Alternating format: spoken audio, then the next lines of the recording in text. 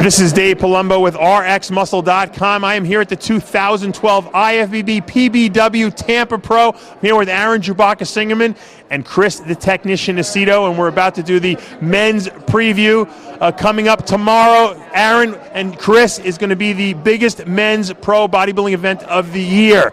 And I have to say that there's a couple of favorites that we're going to be talking about right now. First of all, everyone was so high on Ruli Winkle last year, Chris. I mean, he was the tall guy we thought was going to conquer the world, so to speak. He did not produce last year. Looked probably his worst that we've ever seen him. He looks pretty big here today. We saw him without a shirt, with a shirtless or a sleeveless shirt on. His arms look freaky. Is he going to be in shape? Will he be the old Ruli Winkle that won the New York Pro? I think he's too inconsistent for us to know, meaning he's had shows where he's dominant when he won the New York Pro, and I think it was the same year at the Olympia, he was just, fizzled out and was flat. So, he's had shows where he's extremely impressive and some where he's not. So I don't know. Looking at him, you have any predictions? He could be harder. Aaron Singerman, you took a picture of Ruli's tricep. Maybe you can give it to me. I'll put it in this little video. Cross-striated. What do you think that means about the rest of his physique? I think that Ruli's strongest body part is his arms, so it's really tough to judge by that. I will say that his arms looked very full. He didn't look like, from looking at his arm, I would say that it's unlikely that he'll be flat. Will he be in shape? It's hard to tell from just his arms. At Dexter Jackson show last week, Sean Roden guest posed and made quite an impression on stage. A lot of people are talking about this guy as being the next Flex Wheeler. Chris, you've been working with him for a number of weeks now. Is this the best Sean Roden we will see on stage? He will absolutely live up to the hype and more. Wow, that's big from Chris Aceto. Comparing him this year to last year, can you make a comparison?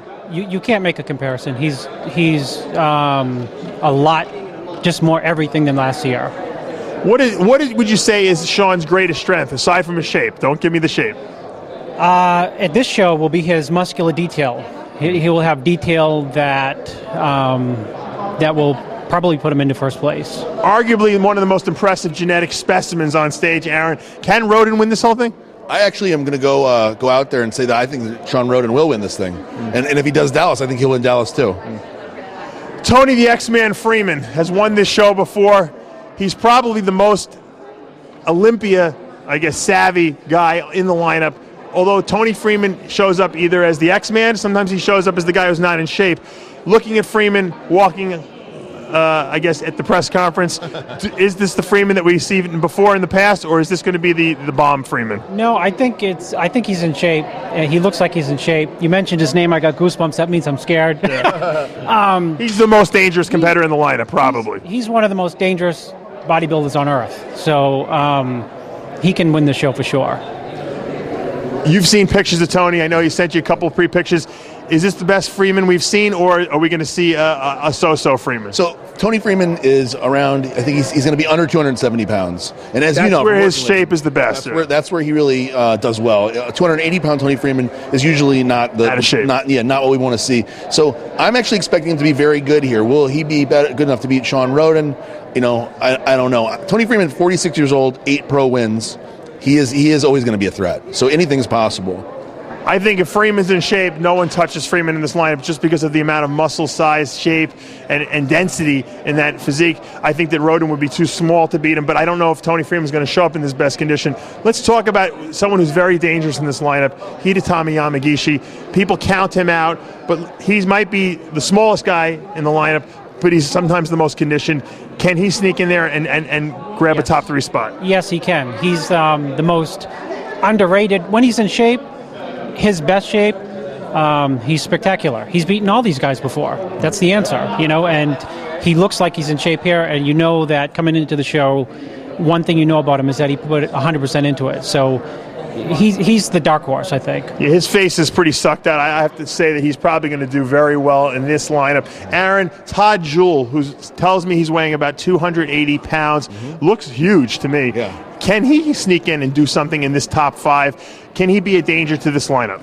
You know, Todd is huge. He has really filled out his frame. I think he can even be bigger in the future, but I think that Todd is going to be impressive.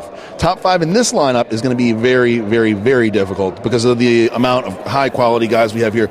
I think, honestly, if he's 6th or 7th, he's going to beat some pretty good guys as a rookie debut. So, do I think he'll be top 5? Maybe, but I would say he's as good as he's going to be. I'm thinking right around there. Jewell told me this is the best shape he's been in, even better than Nationals. If he's not lying and he's telling the truth, I think he's very dangerous in this lineup because of his size. Chris, let's talk about Jason Huh, who looks like, I don't even know what he looks like. He looks like one of those Belgian blue cows that are overly muscled. I mean, he's so big. His calves are so freaky. I mean, this guy might, I guess, height per pound be the biggest guy in the lineup.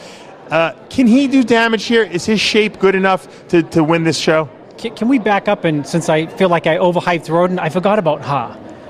Jason Ha is a freak, and he could win the show.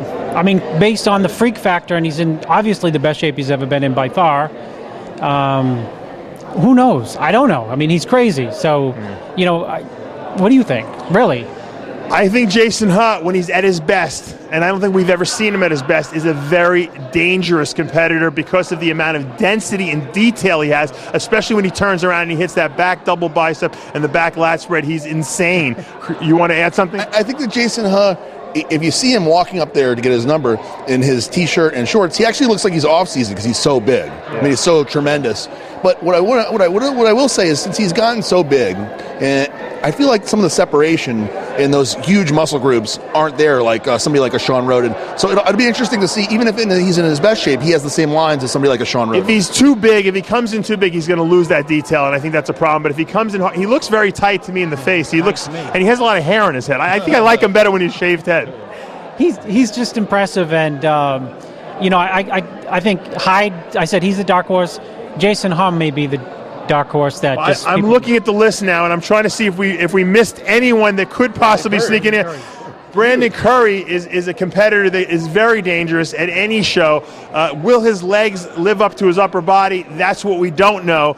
And if he does come in, Chris, in the best shape of his life, he's also a danger in the top 5. It's really hard to predict who will win this show because there is so much talent in it. I think at the end of the day, we have to see them side by side. But this, by having almost forgot about him, it goes to show you this show is so stacked. It feels like we're at an Arnold. Almost. The great thing about this show is we don't know who's going to win. You'll have to stay tuned to the rxmuscle.com live play-by-play. That's Saturday tomorrow starting at 12 noon Eastern Standard. For now, I'm Dave Palumbo with Aaron Singerman and Chris the Technician Aceto, rxmuscle.com.